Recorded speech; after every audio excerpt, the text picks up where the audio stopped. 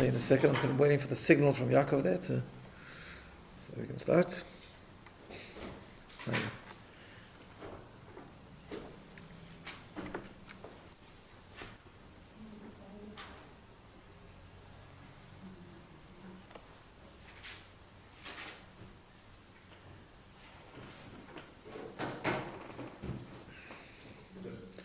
Okay, page 748.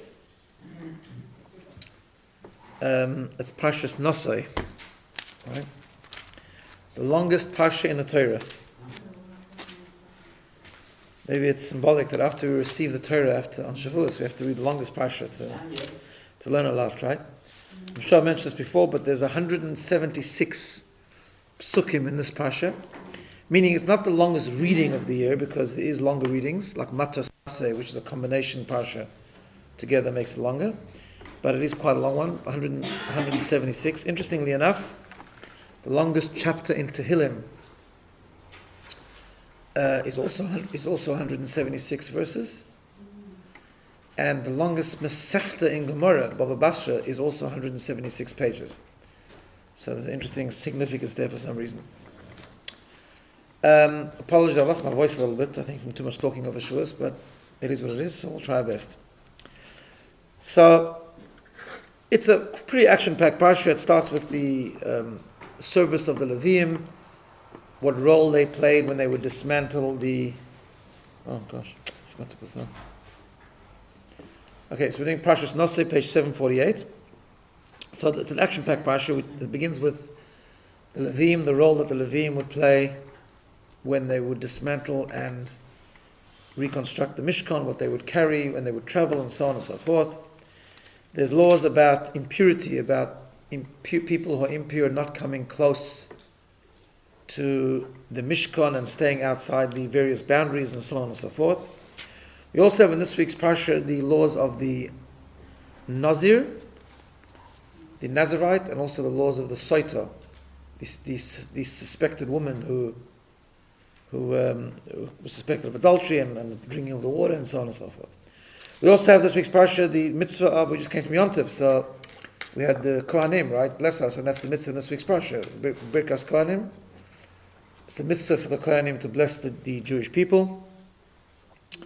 Really, the mitzvah is every day, and in Israel, in fact, many communities do it every day. Sephardim do it every day, everywhere. But Ashkenazim, the minhag is only do it on Yontif outside of Israel. Part of the reason is because when the Kohanim bless the people, there has to be an element of joy, and that joy is sort of missing, lacking in Chutz La'aretz, in the diaspora, and therefore we only do it on Yontif when there's joy, when there's simcha.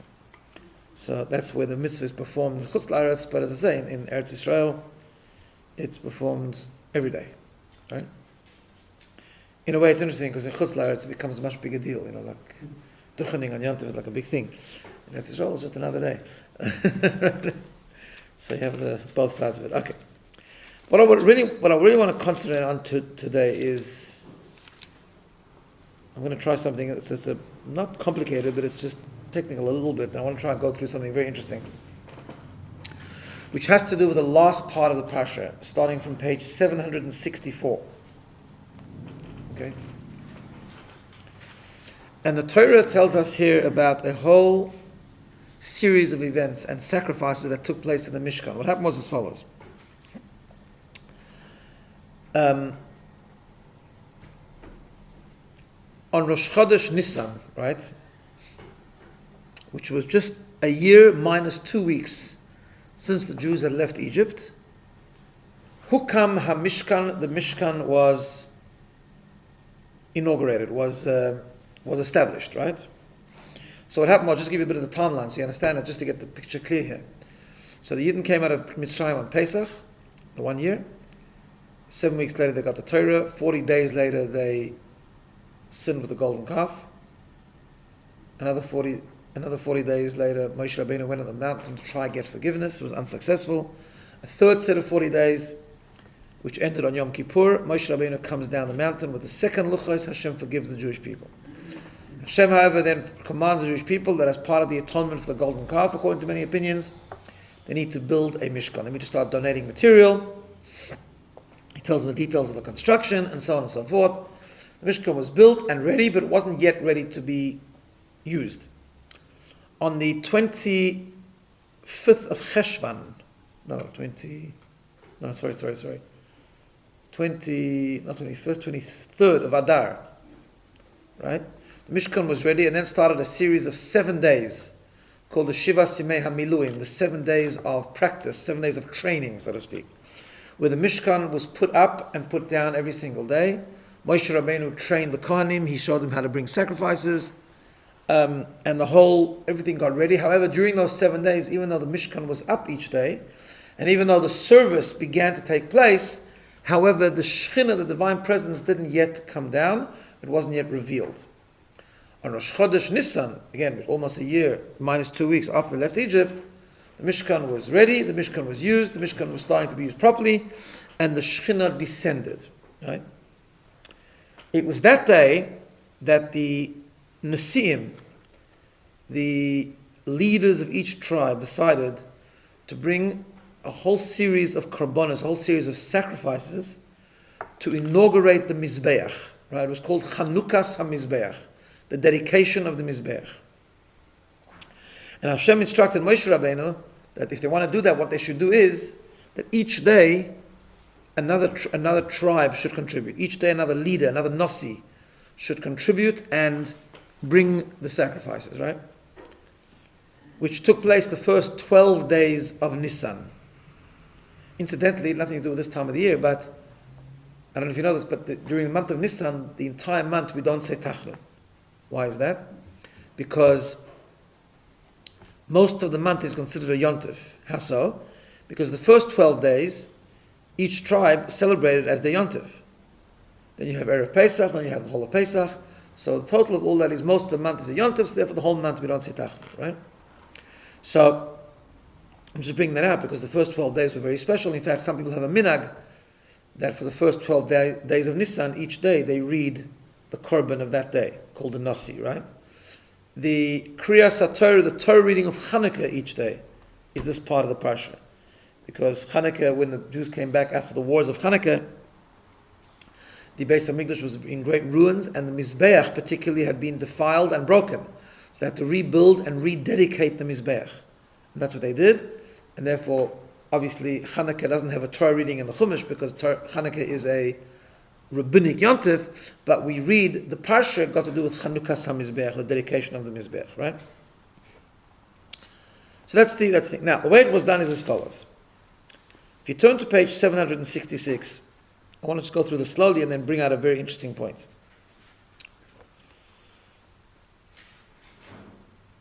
So let's go, each day, the Nasi, the leader of that tribe, brought a sacrifice, or a series of sacrifices actually, and what we end up reading is that each day was the identical korban. It's repeated 12 times in the Chumash, and it tells us each day which tribe it was and who's the name of the leader, and it just says he brought the korban, and it goes through exactly the same wording. Right? 12 times, it repeats it. Now what was the korban? Let's have a look. So let's look at the paragraph, the first paragraph in page 766, Pasuk Yud Beis. It says the following: Vayhi hamakri bayoim harishon, the one who brought the korban on the first day, right? As karbona, his korban, Nachshon ben Aminadav. It was Nachshon ben Aminadav. You have it. It's Pasuk Yud Beis, verse 12. Lemate Yehuda, for the tribe of Yehuda. Now, before we go further, I'm going to share with you just outside an interesting Rashi. Rashi says that the Torah refers to that day as the first day. What does it mean, the first day? Now, incidentally, it happened to be Sunday. So it was the first day of the creation of the world also, but it's not only the reason why the Torah says Yom Rishon. The Torah says Yom Rishon because Chazal tell us, says Rashi, that day there were 10, the way Chazal referred to it, there were 10 crowns. Because there were 10 firsts that happened that day. I'll just enumerate them for you. What were the first? First day was the first day of creation, because the first day of Nisan was in fact Sunday, that year. It was the first day that the princes, the leaders, started to bring sacrifices, right? It was the first day when the Kohanim started working as Kohanim. It was the first day that the Mizbeach was used for regular service, like the regular Karbonos in the Mishkan. It was the first day that fire came down from heaven and descended upon the altar to consume the korbanos, and that was a sign of the revelation of the Shekhinah, right? It was the first day that to bring a sacrifice anywhere else but the Mizbeach took place. In other words, up to then, sacrifices were brought, but anywhere. You could build an altar anywhere. From that day on, you could only bring a korban in the Mishkan. Okay? It was the first day of the month of the year. It was Nisan. Nisan, which is the first month, it was the first month of Nisan. It was the first day that the Shekhinah came down, and it was the first day that the Kohanim delivered the priestly blessing, the Birkas Kohanim. So it's interesting that it's in the same Parsha, because in fact that was the first day that Birkas Kohanim took place. Okay? Now let's have a look at this present that the Nasi gave to the Mishkan. So have a look in verse 13. Everyone's with me, yeah? It says like this: the Karbonai, what was his korban? And this, by the way, it gets repeated now 12 times, but this is the korban of the first day. Ka'aras kesef achas, 1 silver bowl. Shloishim u'mea mishkola. Its weight, it weighed 130 shekel. Okay? Mizrak echad kesef, 1 silver basin. Shivim shekel, which was 70 shekel. And when we talk about the shekel hakodesh, we talk about the holy shekel, which was worth more than the regular shekel. Okay. Shneihem, both these basins, the basin and the bowl, meleim were filled, soiles belula bashemen lamincha, was filled with fine flour, mixed with oil, for a flour offering, for a meal offering, right? As a mincha offering.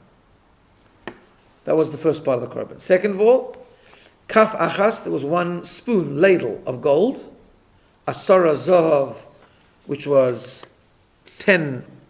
It weighed 10 golden coins.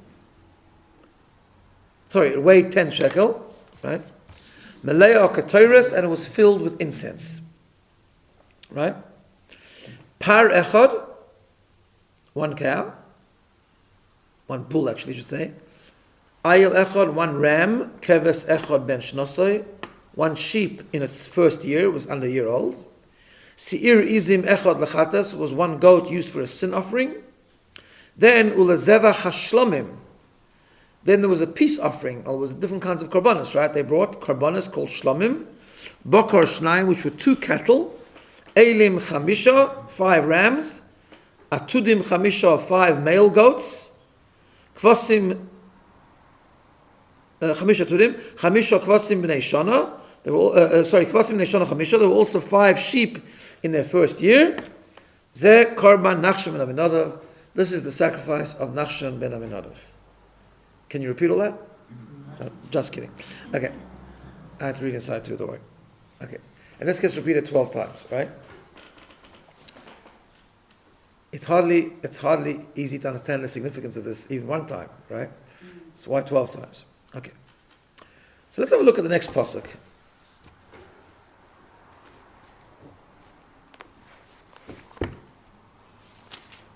No, actually, before you do that, go to the next page, 768.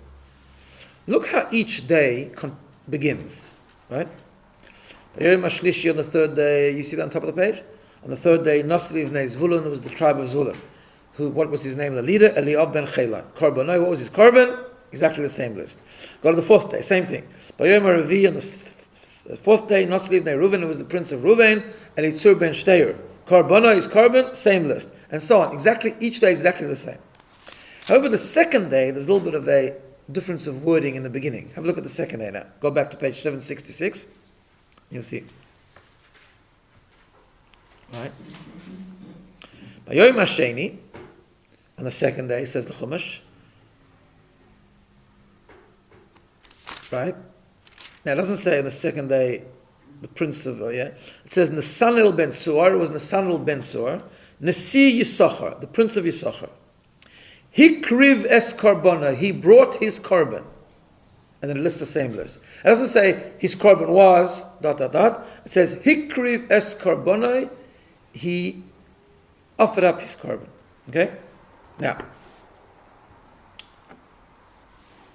Rashi picks up on this, and Rashi does something very interesting. Rashi says, first of all, why the difference in language in the beginning, why he brought his korban. So Rashi says like this. If you look at the second word hikriv, you see in the second pasuk, pasuk Yutes, verse 19, right? It says hikriv es karbana, he brought his carbon. You'll see the word hikriv missing a yud. You see that? Yeah, you all with me?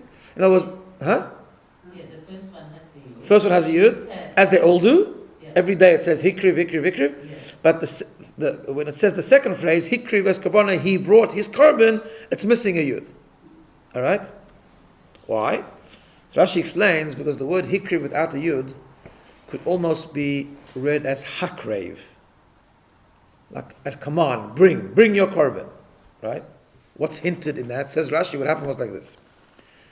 The first day, Yehuda, who was the leader, Yehuda was always the kings and so on.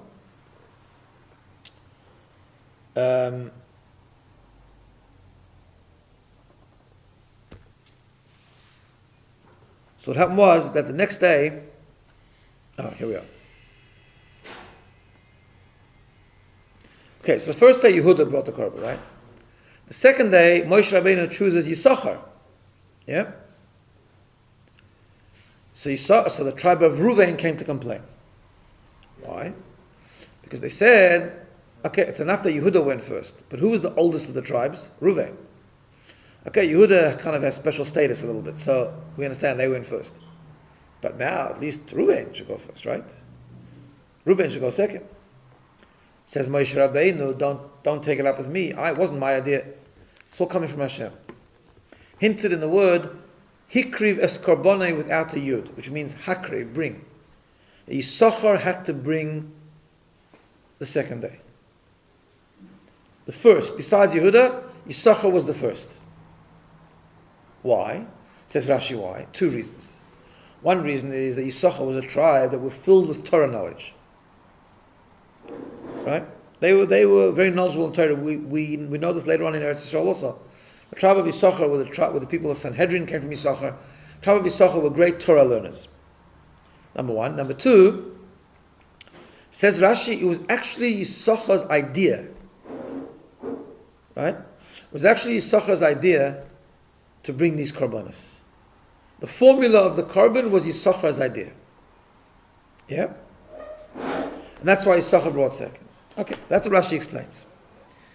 Then what happens is, suddenly, Rashi says, what is the significance of this korban? Right? And Rashi launches into a whole business. He goes, and we'll see later, I'll go through with you, it's very fascinating. He goes through each item in the korban and explains exactly what the significance is. It's got to do with the years of Adam HaRishon, it's got to do with when Adam HaRishon had children, it's got to do with Noach, it's got to do with Avraham, Yitzchak, and Yaakov. All kinds of things are all hinted. The giving of the 10 Commandments of the Torah, the giving of the 613 mitzvahs, all hinted in these korbanos. That's what Rashi goes on to explain. Yep. And that's what happens now on this. Rashi will go through it a little bit later. Now, Rashi brings this, the explanation that Rashi gives us, he quotes it from a person called Reb Moshe Hadarshan. Right? Who is Reb Moshe Hadarshan? We found Reb Moshe Hadarshan not often, but every so often in Rashi quotes something from Reb Moshe Hadarshan. Who is Reb Moshe Hadarshan? Reb Moshe Hadarshan was a great Rosh Hashiva who lived in the 11th century before Rashi. Yeah? He had a very, very big yeshiva. He was a great commentator on Chumash. He was a great master of Drush, and so on and so forth. And once in a while, Rashi quotes things from a Moshe Hadarshan. Okay?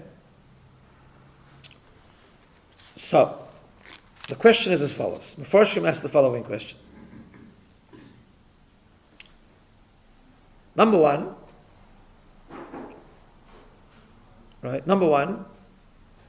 why does Rashi explain this in the second day? If Rashi wants to explain to us the significance of the korban, why does he wait for the second day? Why doesn't Rashi right away explain to us the significance of the korban in the first day? Right? Now, obviously, something's bothering Rashi here in the pshat of the pasuk, because this whole thing is strange from Rashi.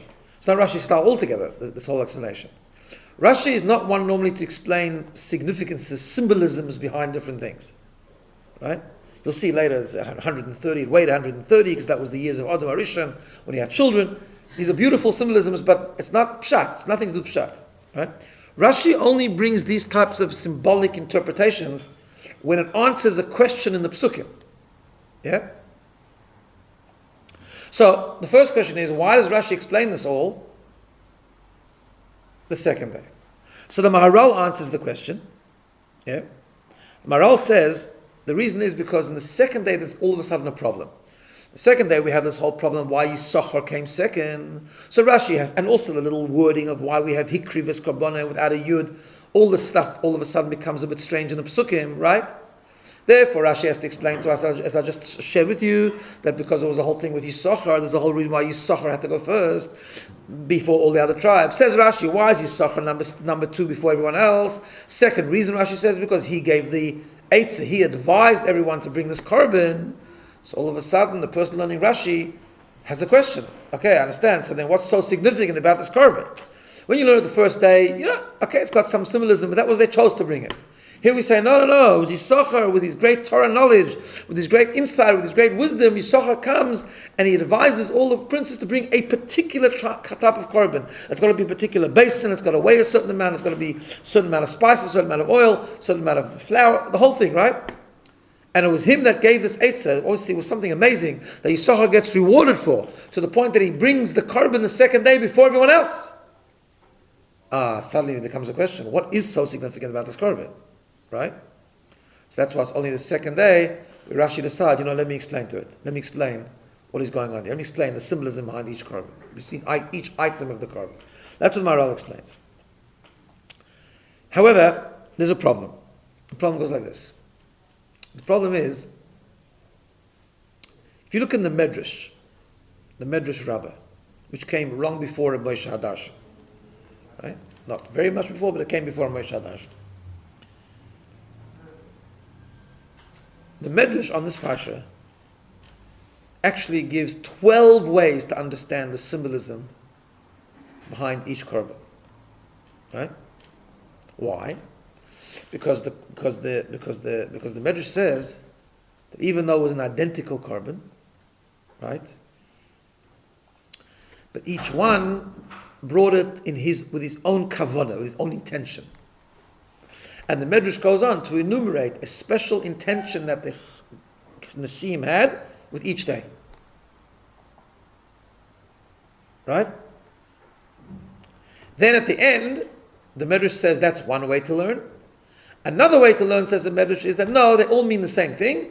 And the Medrash gives one overall reason and symbolism behind the korbanos. So the question is, if Rashi is looking for a way to explain the symbolism behind these daily sacrifices of the princes, why choose Rav Moshe Hadarshan? Why does he go to the Medrash? Choose one of the 12, choose all 12, choose the 13th one that they're all the same. The Medrash offers so much on the subject. Why is Rashi intent on quoting the pshat of Rav Moshe Hadarshan? You follow the question? Everything with Rashi is exact. It's not, Rashi worked this all out. It's not like he's choosing randomly, right?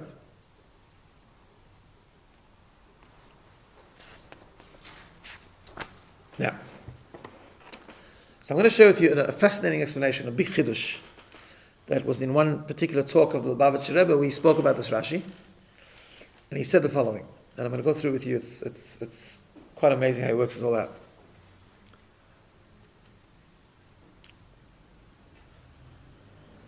So, in general, there's a big question here, right?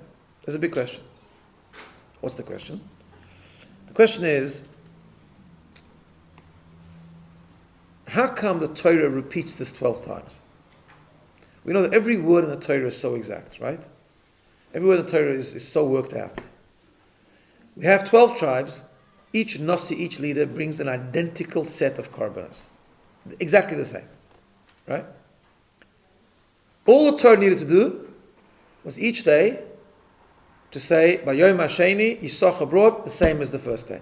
Vayom Hashlishi, Reuven brought the same as the first day. Vayom Ravi, this one brought the same as the first day. The Torah could have saved so much here. By the way, this is what makes Parshas Naso so long. Right? Could have had a shorter Parsha. Right? If you look, there's not even Rashi. After Rashi explains this with the Yisachar, he goes for a long explanation of each item with Yisachar's korban. The next 10, nothing. Blank pages, no Rashi. Why? Because it's identical. Right? So the Rashi student, right? The Rashi student understands that there's something specific. There's something that, although it seems like they brought exactly the same korban, yeah. However, they're not just stam korbanos. In other words, like this. Rashi explains these korbanos meant something, and perhaps they meant something for each shevet separately, right? And Rashi highlights that by explaining on the second day, these are not just regular korbanos. These are very, very deep korbanos. And says Rashi, let me explain to you with Rav Moshe Hadarshan's pshat, what is it that's behind these korbanos? Okay, that's very nice. And the student of Rashi understands that obviously it gets repeated because these korbanos were very deep, and probably just like the Medrash says, every shevet who brought a korban every single day had another kavanah, had a specific intent, had a different way of approaching it, a different mission, a different vision, or whatever the case is, and that's why it's repeated 12 times. However, the Rashi student is still confused. Why is the Rashi still confused? The Rashi student doesn't understand. In other words, like this: if it's a random korban, and they each decided just to bring the same stuff, which had never been repeated 12 times. If it's repeated 12 times, in other words, it's repeated 12 times to teach me that every shevet brought it in a particular way, then the question becomes the other way around. If it's taka, a specific different korban brought every day, if the vision and kavanah of each tribe is to bring it differently each day to the point where it gets repeated 12 times for that reason, then the Rashi student cannot understand why then are they identical korbanos. Surely if each one brought it differently, they would have come up with different korbanos. How do we have the exact same korban and yet each one is so different? How does it work? Follow the question? The only way for Rashi to answer this question is not to bring the Medrash, but to bring Rav Moshe Hadarshan. Why? Because I'm going to show you soon as the Rebbe goes through very beautifully. Rav Moshe Hadarshan came up with an unbelievable chiddush. Moshe Hadarshan came up with the symbolism behind the korban. This is what Yisachar said. This was Yisachar's greatness. That he advised everyone to bring a korban, where the korban was the same, but it lent itself to difference. Understand? No, it was like this. You can have something that is the same, and the same, completely the same. Or you can have something that's completely different. Then you can have something that's the same, but extrapolates or expands into very, very different components. And you'll see it'll become clearer as we go along. And that's what the chiddush of Rav Moshe Hadarshan and so on is. If you look in the Medrash, you see, if you look in the Medrash, it goes like this. The Medrash has either one of two ways. The Medrash either has a completely different way of explaining each korban, in which case, in Pshat, it becomes a problem. So how do they land up the exactly identical korban? Or, at the end, the Medrash has a way to explain how it's all the same. But how the Medrash explains all the same, you don't see any difference. Rav Moshe Hadarshan's Pshat, which Rashi chose to be the best approach in Pshat of the Pasuk, is to understand the symbolism behind the korban that is the same but yet different. How so? In other words, what they did was they each brought a korban which was represented foundational concepts, but foundational concepts that could grow into very different branches. In other words, the symbolism behind the korban was foundational sameness, but different branches. How so? So let's have a look. Probably better if you look at the handout that I gave you now. It'll be easier. Right? So let's see, I'll explain to you the Rashi in each one. So first of all, you look at number 2. Yeah? What's the first one? So have a look at the pasuk. Karas kesef achas. Right? Says Rashi. We don't have Rashi in front of you, but I'll just explain to you. If you look at the pasuk, it'll become clear. Karas kesef has the gematria of 930. What's 930? The amount of years that Adam Harishon lived. Okay? Rashi continues, the silver bowl weighed 130 shekels. What's 130? Because it says that later on, when Adam Arishan, after the whole story of Cain and Hevel and so on, and then Adam Arishan separated from his wife for a while, and then eventually had another child, Shais, in order to give birth to another son who will become the father of all generations, or many generations, right? How old was he when he started to have children again? To establish offspring, as Rashi says it. L'kiyum ha'olam, for the perpetuation of the world. He was 130, the pasuk says.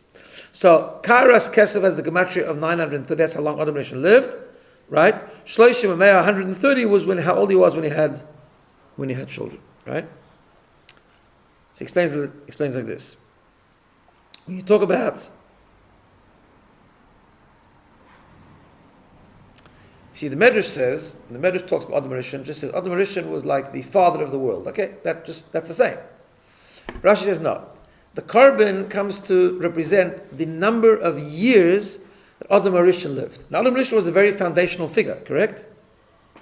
However, if you talk about the sum total of Adam Rishon's years, which is 930, those years incorporate many different components. Again, it's a unit that everyone is connected to. We're all connected to Adam Rishon. So therefore, every tribe decided to bring a carbon that's connected with Adam Rishon, but every tribe connected to a different aspect in Adam Rishon's years.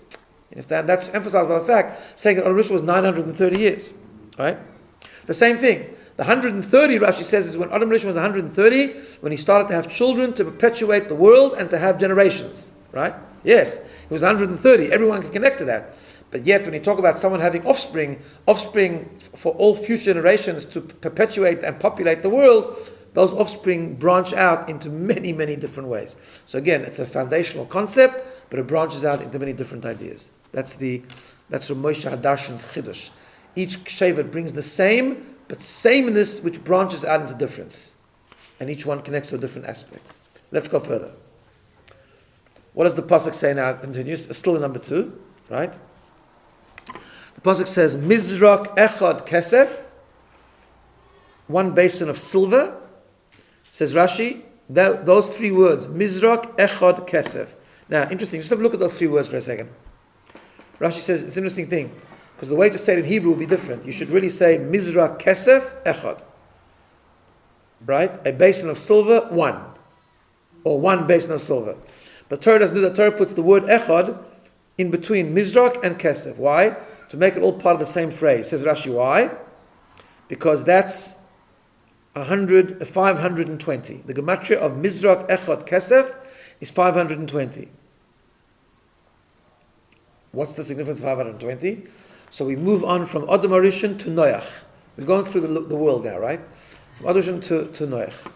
How old was Noach when he started having children? 500 years.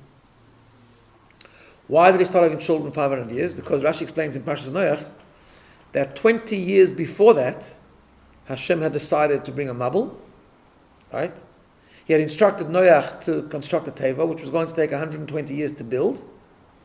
So when Noach went into the Teva, his children had just hit 100 years. The youngest was still under 100, the oldest was still under 100, right?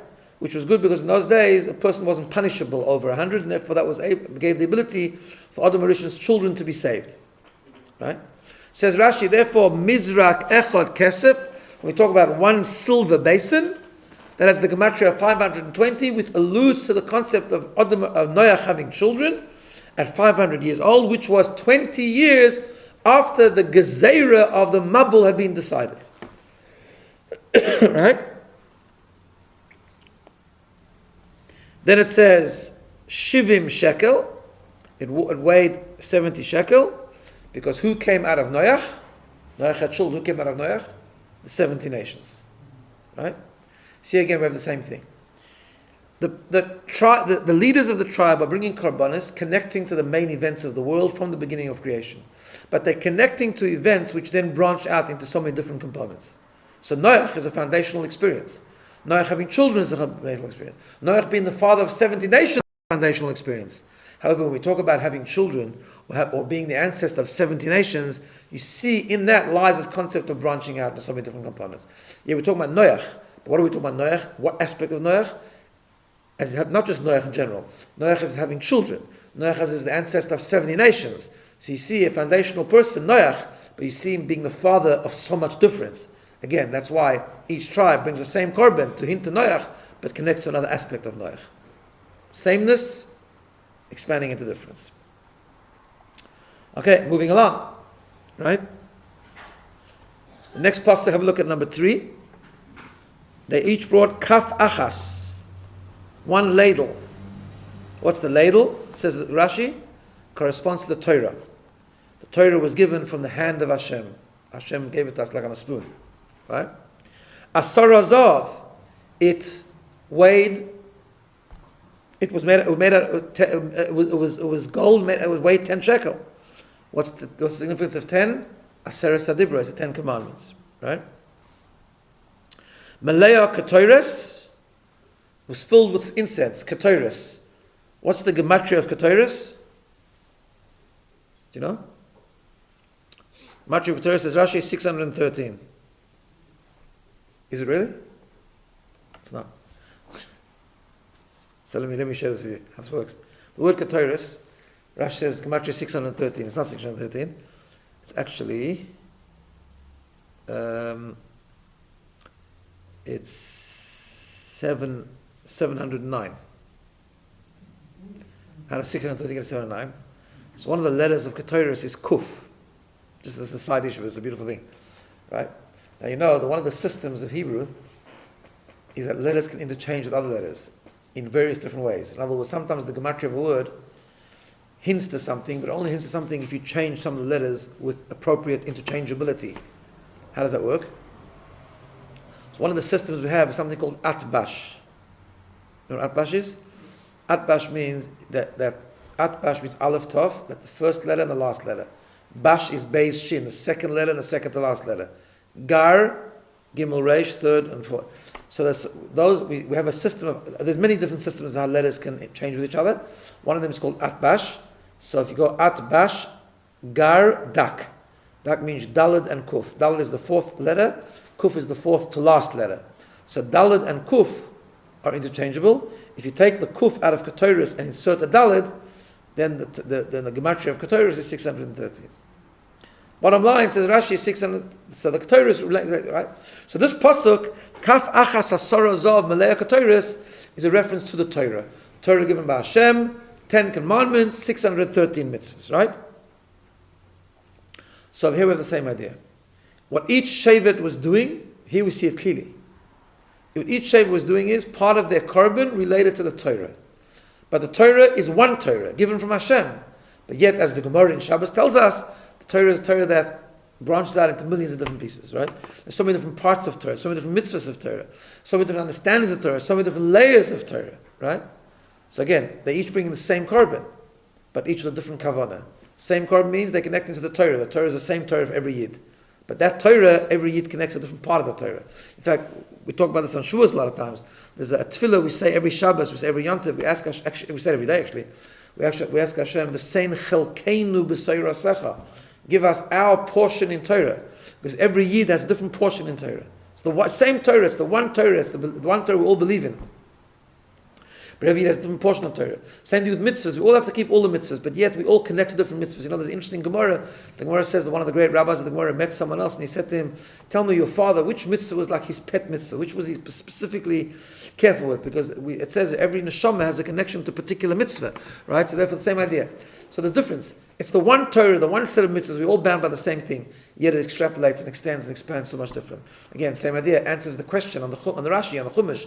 How come if they each had a different kavanah, why is it the same korban? Same idea. Because Rabbi Darshan's Pshat brings it out. The Torah, mitzvahs, 10 commandments, it's one thing, but it extrapolates the difference. Okay. Finally, let's go to the next one. Rashi, second to final, I should say. Rashi says, Par Echad. Interesting pasuk, right? It says, Par Echad, they brought a bull, a ram, and a sheep. What do you think that connects to? Avram, Yitzchak, and Yaakov. How so? So the bull is Avram because he ran to the bulls, to the calves to get meat for the malachim, right? The ram is Yitzchak, that was the Akedah. And the sheep is Yaakov, because we know that it says Yaakov, the whole thing with the sheep, when he's Balavan, this whole career was looking after sheep. And he separated the sheep and the sheep, this color, that color. So sheep is often connected to Yaakov, right? Same idea. All the avos, with the Gemara says, Ein korin la'avos elo shloisha.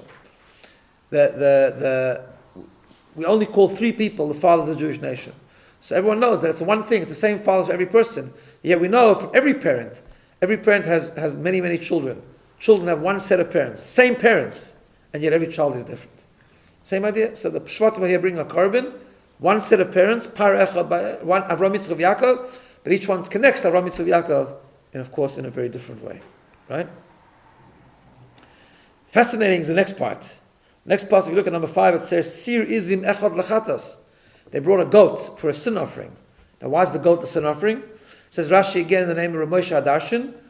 All the tribes brought a sin offering to atone for the sale of Yosef. Now, you know, of course, Yosef is connected with the goat because when they came back from Yosef, they showed a goat to Yaakov to atone for they said that the goat's blood, right? They said someone had torn him up and the goat's blood was similar to the human blood. Therefore, the goat is often connected with Yosef. So they brought a sin offering to atone for the selling of Yosef. Now here again, the same thing. The sin of Yosef is one concept. It's the story of Yosef. Yet we know in the story of the sale of Yosef that not all the tribes were the same. Every tribe had a different, unique part in the role of Yosef, right? The Ruvain wanted to try and save him. So he's part of one part. Yehuda was one. The other Shvatim, the Bila and Zilpah, they had a worse thing because they influenced it. Each one had a different level of severity in terms of their involvement. So again, we have the same idea here of one foundation, but yet extrapolates into many different concepts. And finally, if you look over just on the other side of the handout, it says they bought korbanos. They bought two oxen, 5 rams, 5 he goats, and 5 he lambs, whatever they call them, right? He goats. Says Rashi, what's that all about? So he says the 2 bulls is Moshe and Aaron, right? Rams there were 3 kinds here: rams, sheep, and he goats for Kohanim, Levim, Yisraelim, Torah, Nevi'im, Ksuvim, and so on and so forth. Again, the same idea. Moshe and Aaron are the leaders of Klal Yisrael, yet Moshe and Aaron are very different. Each one had a different role. Torah, Nevi'im, Ksuvim, Kohen, Levi, Yisrael, same idea. The Jewish people are divided into Kohanim, Levim, Yisraelim, but yet it's one nation. It's all Klal Yisrael. The Yid is a Yid, but nevertheless, each one has a different role. So again, it's the same idea. It emphasizes this point that on the one hand, every Jew is part of the same nation, yet there's different roles within Yiddishkeit. There's Kohanim, there's Levim, Yisraelim. So putting it all together, that's what he explained. This is why Rashi chooses to bring the pshat of Rav Moshe Hadarshan, because it answers a very fundamental question. The fundamental question is, why is it repeated so many times in the Torah? The obvious answer is because each Shevet brought the korbanos with a different kavanah, a different mission, a different vision. But that brings another question. If it's true that each korban is different, so why do they bring the identical korban? The answer is Rav Moshe Hadarshan, that they each brought something to connect to a foundational part of Klal Yisrael, or the history of the mankind. But yet, within that history, within that aspect, they focused on the differences between them. So, the years of Adam Rishon, but each year was different. The children, each nation was different, and so on and so forth. Because they each focused on the same event, or the same idea, or the same person, but how that person or how that event expands and branches out in so many different aspects, and each one focused on a particular different aspect. Okay, we'll leave it here because I can't talk anymore. Shkoyach. Thank you. It's also a bit like when they were counting the people, the half shekel. Yeah. The same thing, but it's each person is important. Right, so that actually is right. That exactly, it's connected with the whole thing. It's connected with the whole idea because when you count, on one hand you show